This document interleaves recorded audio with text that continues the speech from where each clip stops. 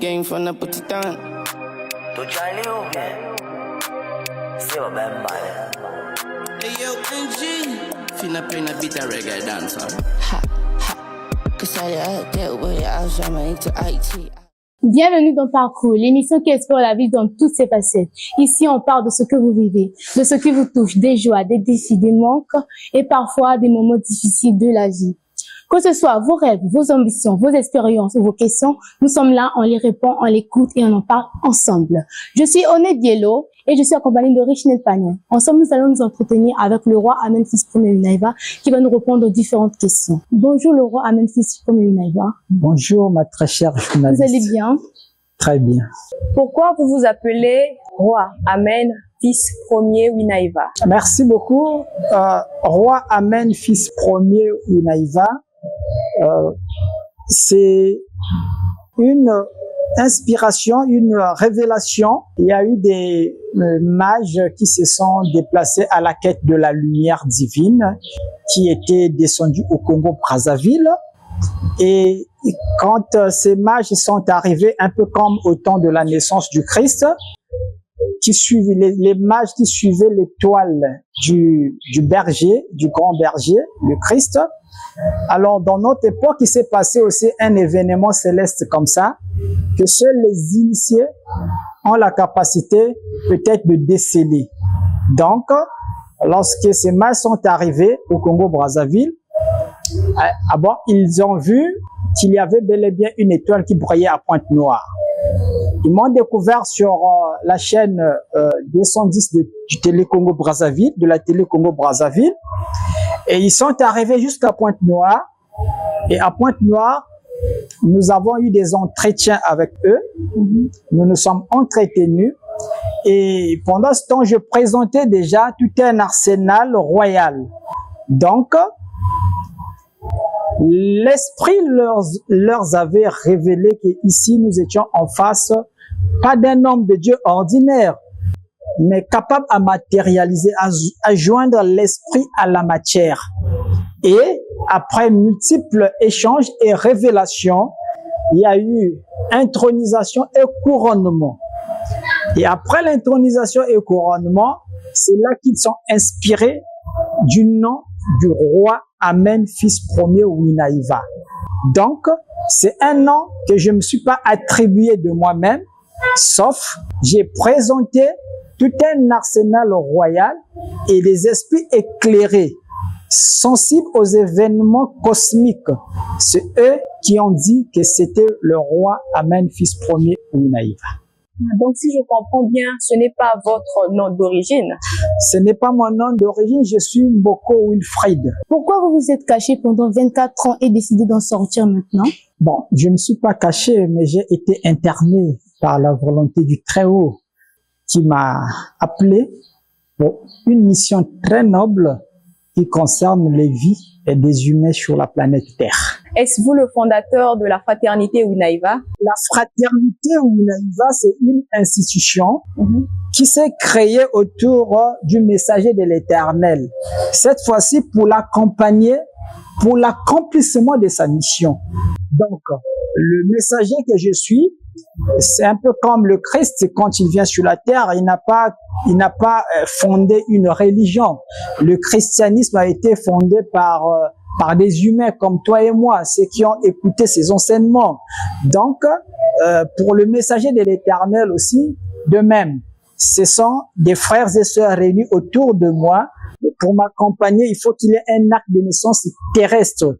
Voilà comment il crée la fraternité Winaiva. Donc, c'était une révélation. Une révélation, justement, Winaiva, c'est moi déjà. Winaiva, c'est moi. Quand l'Éternel change Wilfried, qui est mon prénom, en Winaiva, maintenant, les frères qui viennent autour de moi, qui créent cette assemblée de saints, des élus, des véritables fils de l'Éternel. On prend le nom du créateur, du messager de l'Éternel, et voilà comment ils appellent ça, ils dénomment ça fraternité Winaiva. Et qu'est-ce qui vous fait penser que l'Éternel vous a appelé? Bon, lorsque l'Éternel appelle son serviteur, il n'y a personne. C'est un témoignage confidentiel entre l'Éternel et celui qui est appelé. Donc, même si on vous explique, ça sera pas facile parce qu'il n'y a pas un témoin. Mais comprenez que quand l'Éternel veut faire quelque chose, il appelle toujours quelqu'un. Et il travaille toujours avec quelqu'un. Et pour le roi, amen, depuis mon enfance, j'ai eu des signes particuliers qui prouvaient bel et bien que j'avais une mission à réaliser sur terre. Et donc, arrivé à un âge donné, eh ben, l'appel s'est fait sentir au plus profond de mon âme, où une voix m'appelle et me montre le chemin par lequel je devais maintenant marcher. Donc, c'est un sentiment profond de l'âme qu'on ne peut même pas expliquer. Et qu'est-ce qui vous motive chaque jour à exercer ces responsabilités? Les motivations, je dirais, sont bien palpables. Vous voyez les œuvres que je réalise tout autour de moi, vous finirez par vous renseigner. Vous allez comprendre que c'est toute une richesse qui est descendue. C'est plus que des milliards qui sont descendus au Congo-Brazzaville. Donc, je dirais que la motivation, c'est tout à fait normal. Ce que je fais, je sais que c'est un grand bonheur que j'apporte dans l'humanité. Donc, j'ai une grande énergie pour accompagner cette richesse, que ça puisse toucher les confins du monde, s'il faut le dire. Bon, surtout pour notre pays, le Congo, celui qui est d'abord le premier bénéficiaire de cette richesse qui est descendue.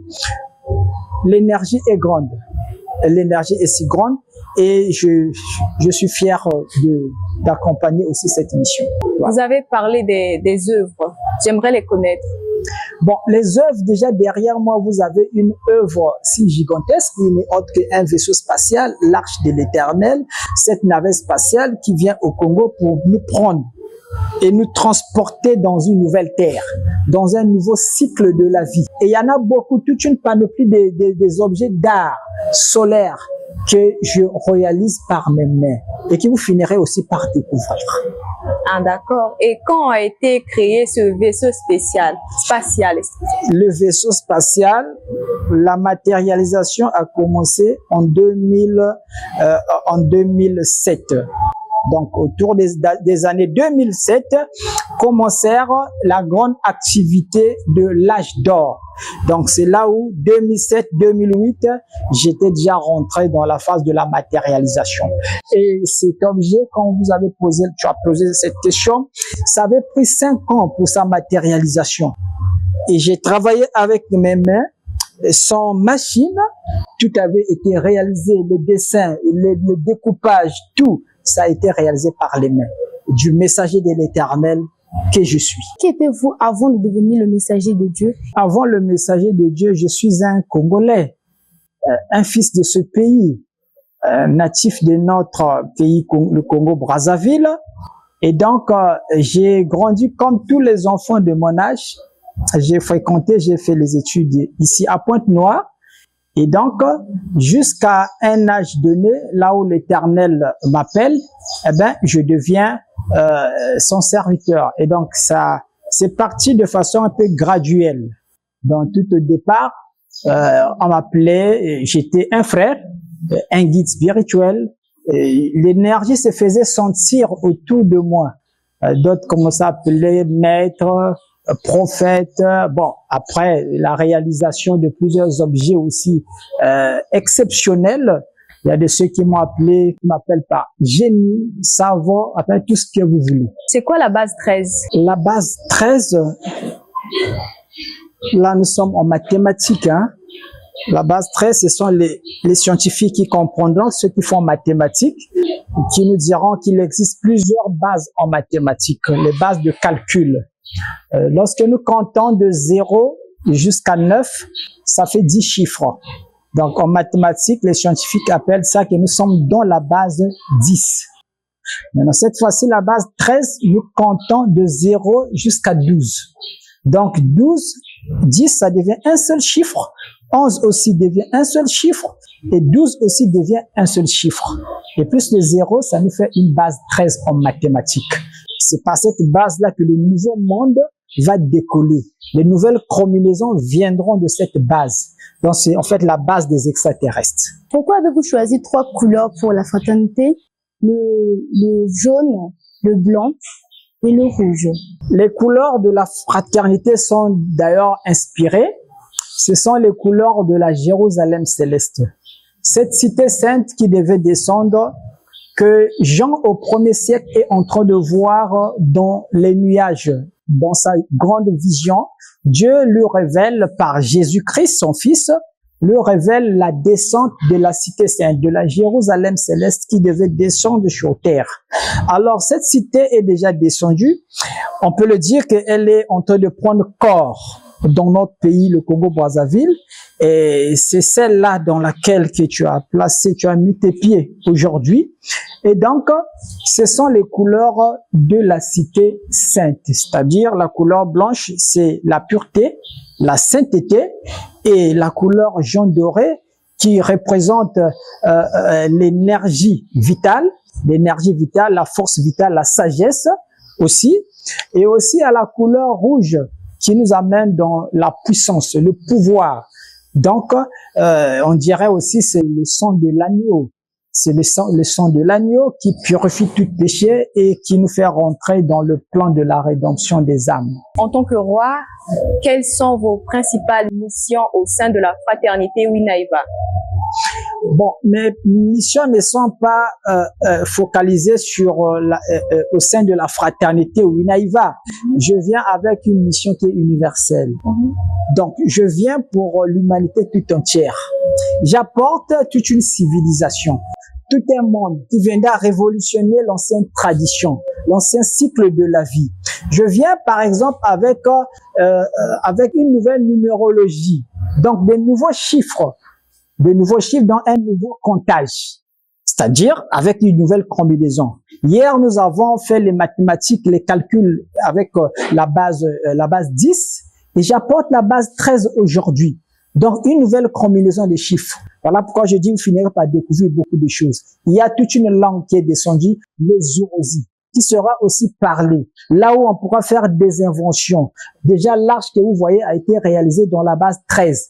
Donc, c'est beaucoup de choses que nous allons réaliser au Congo-Brazzaville. Pourquoi avez-vous appelé votre vaisseau large? Le vaisseau, d'ailleurs, c'est cet instrument gigantesque qui se trouve derrière moi. C'est un vaisseau spatial, c'est une navette spatiale et c'est l'insigne que l'Éternel a choisi dans notre ère comme arche, comme objet qui va nous transporter pour nous amener dans un nouveau cycle de la vie. Parce que là, nous parlons aujourd'hui de changement de cycle de la vie. Donc, le vaisseau prend la connotation de l'arche de l'Éternel dans notre ère. Donc, voilà comment est-ce que beaucoup de mystères sont là-dedans insérés que vous finirez par fourrer et découvrir les profondeurs de cette navette spatiale. Et les insignes que l'âge porte, Nouvelle Jérusalem, l'âge d'or, que signifie cela? Quel message veut-on passer? Bon, voilà pourquoi je dis que c'est plusieurs informations que vous aurez à découvrir dans l'arche, dans le vaisseau spatial qui est descendu au Congo-Brazzaville. On voyait des indices, il est écrit Nouvelle Jérusalem. Entre-temps, je parlais de la cité sainte que Jean voyait au 1er siècle. Cette cité qui était en train de descendre sur terre. Et donc, pour marquer la présence, la descente aujourd'hui de cette cité sur terre au Congo-Brazzaville et aussi dans notre ville Pointe-Noire, c'est cet indice-là. Voilà pourquoi il est écrit sur le vaisseau. C'est le vaisseau en fait de la Jérusalem céleste. Donc l'arche de la Jérusalem céleste est sur la terre. Elle n'est plus au ciel, mais elle est sur la terre des hommes. Et donc l'âge d'or, les initiés vous parleront de l'avènement de l'âge d'or dans notre humanité. Mais sans plutôt nous décrire où est-ce que l'âge d'or va-t-il commencer. Mais aujourd'hui, le messager de l'Éternel arrive pour vous dire que l'âge d'or commence au Congo-Brazzaville. Et ça, c'est le signe par excellence qui prouve aux yeux de l'humanité que l'âge d'or est maintenant sur la terre. Voilà pourquoi plusieurs attributs autour de cette navette spatiale. Donc, beaucoup d'attributs et beaucoup de choses que vous allez découvrir là-dedans. Par rapport à votre vocation, si l'Église catholique romaine protestante vous propose d'intégrer l'écuménisme, accepteriez-vous? Merci beaucoup, très cher journaliste. Winneba, d'abord, au départ, il est universel. Et l'Église catholique, c'est l'Église universelle aussi. Donc, c'est vrai que c'est pas toujours facile. À l'époque de Jésus, quand il vient dans ce monde, il est venu trouver des obédiences spirituelles qui étaient déjà là, existantes. Et avec les Sadducéens, les scribes, les pharisiens, tout ce monde-là. Mais quand Jésus vient, il vient avec un enseignement nouveau. Il vient avec un enseignement nouveau, difficile aux anciens de s'adapter selon la nouvelle marche qu'apporte le Messie. Donc, je reste ouvert. Winneba reste ouvert parce qu'il vient avec une mission qui est universelle. Mais c'est aux anciens, la difficulté sera à leur niveau. Parce que Jésus disait bien qu'on ne peut pas mettre un nouveau vin dans des vieilles outres, de peur que ça puisse se casser. Donc, ça sera un peu difficile pour ceux qui se sont déjà enracinés dans un enseignement, dans une tradition existante déjà, de prendre un nouveau chemin. Donc, je sais les difficultés, les combats que Jésus avait menés au premier siècle, ce sont les mêmes combats que Winneba peut mener aussi dans notre siècle présent, mais on fera avec ce qu'on pourra. Et quel est votre avis pour intégrer le corps du Christ? Le corps du Christ, on parlerait peut-être des églises du temps de réveil, mais sinon que ce soit les catholiques, les protestants, tout ce monde-là font bien le corps du Christ. Le corps du Christ, c'est tous ceux qui ont cru au message du Fils de l'homme, du Fils de Dieu qui est venu dans ce monde. Alors ils font bien son corps. Bon, les assemblées aussi, je dirais la même chose. Ils auront des problèmes pour m'accepter d'ailleurs. Et tout de même, aujourd'hui, il y en a de ceux-là qui parlent quand ils voient ce que je réalise. Ils pensent que je suis un magicien, je suis un franc-maçon. D'autres disent ce qu'ils peuvent dire aussi à leur niveau. Donc, ils ne croient pas. La mission de Winneba est si caduque aussi, on peut le dire, difficile, dur à accepter. Et donc, c'est une pilule qui est vraiment dure, qui n'est pas facile à avaler. Donc, je dirais que je suis universel. Et mes bras sont grandement ouverts comme l'arche de l'Éternel que vous voyez là avec les deux bras levés au ciel. Les bras du messager de l'Éternel aussi sont grandement ouverts pour recevoir tout le monde. Et dans l'arche de Noé, tout le monde devait rentrer. Et les animaux même avaient de la place dans l'arche de Noé. Et pourquoi pas dans l'arche de Winneba aussi que les animaux viennent et intègrent l'arche de l'Éternel. Donc, je suis ouvert pour accepter tout le monde. Avant d'entrer dans la fraternité, on nous a demandé d'enlever les chaussures. Cela a-t-il un rapport avec la religion? Lorsque Dieu appelle Moïse sur la montagne que nous avons lue dans la Bible, le mont Sinaï, quand Moïse s'approche de la montagne sainte, Dieu lui demande d'ôter ses sandales.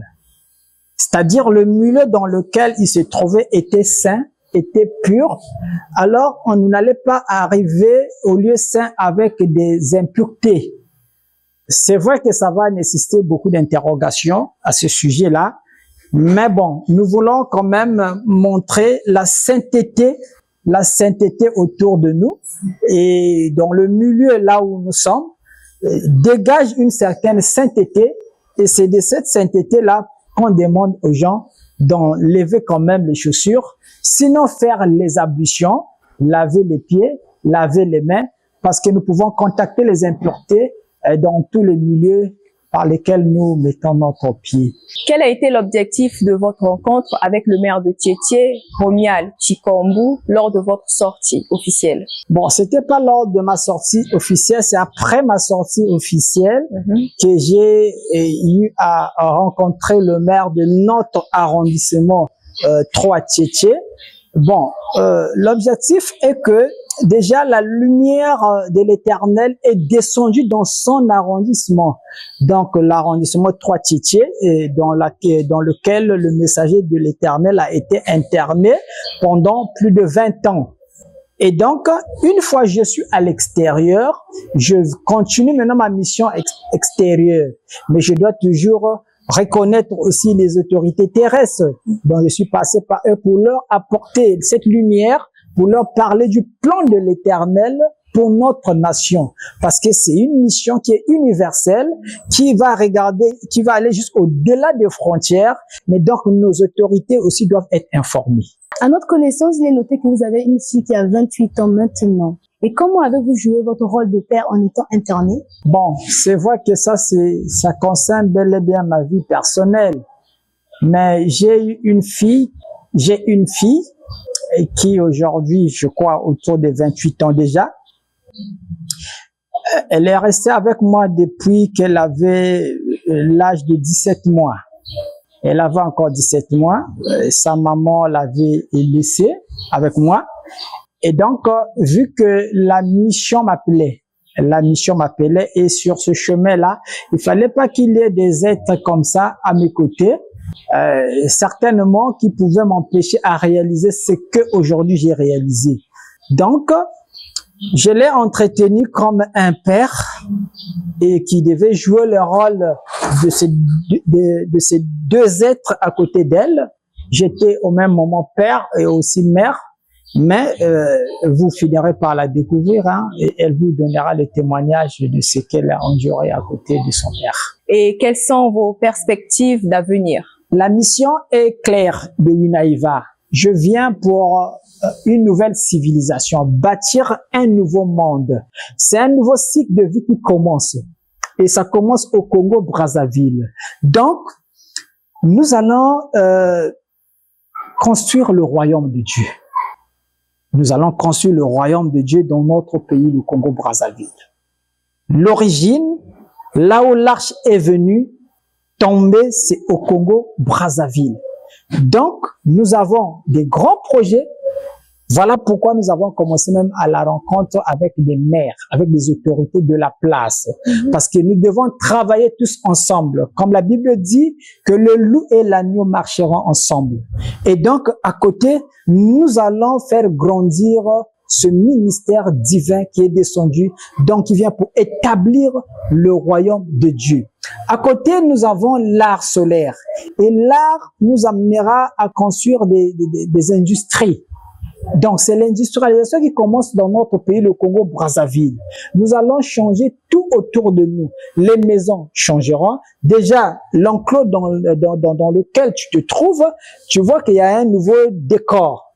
Et c'est ce décor-là que prendra tout notre pays, le Congo-Brazzaville. Donc, nous allons travailler la main dans la main. Tous les Congolais qui éveillés, ceux qui ont des consciences éveillées, qui vont se connecter au nouveau message que l'Éternel nous envoie, nous apporte, ils vont rentrer dans le grand projet de l'âge d'or qui consiste à installer le paradis sur la terre partant de notre pays, le Congo-Brazzaville. Donc, nous allons travailler tous la main dans la main pour bâtir ce beau monde. De Sa Majesté Roi Amen-Fils Ier Winaïva, le peuple veut savoir où se situe la fraternité Winaïva. Merci beaucoup. Nous sommes situés à Pointe-Noire, au Congo-Brazzaville, et nous sommes dans la 22 rue Mvouti, à l'arrêt Péchana, au quartier Vungu. Quand vous arrivez, vous trouvez le siège même de la fraternité Winaïva. Et à côté, nous avons aussi des contacts téléphoniques qu'on va vous donner aujourd'hui. Nous avons le 05 549 0063 pour ceux-là qui voudront nous joindre.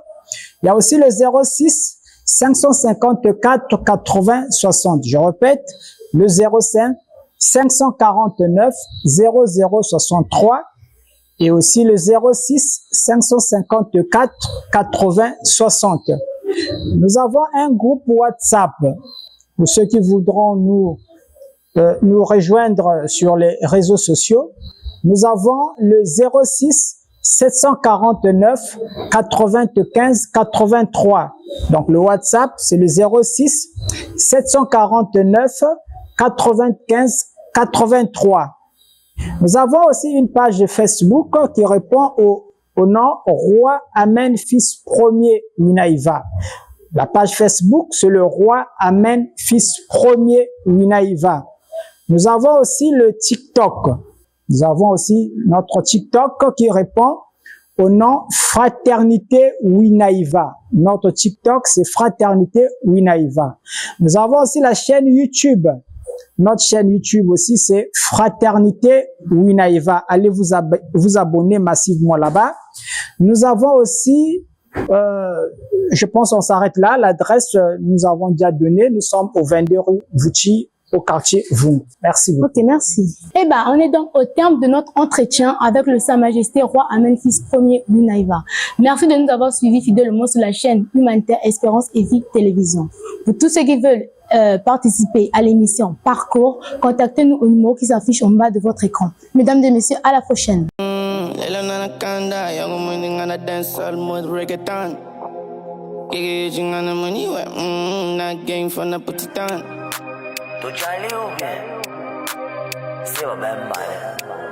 Hey yo, NG. Finna play a bit of reggae dancehall. Ha, ha. Cause I get away, I was on my IT.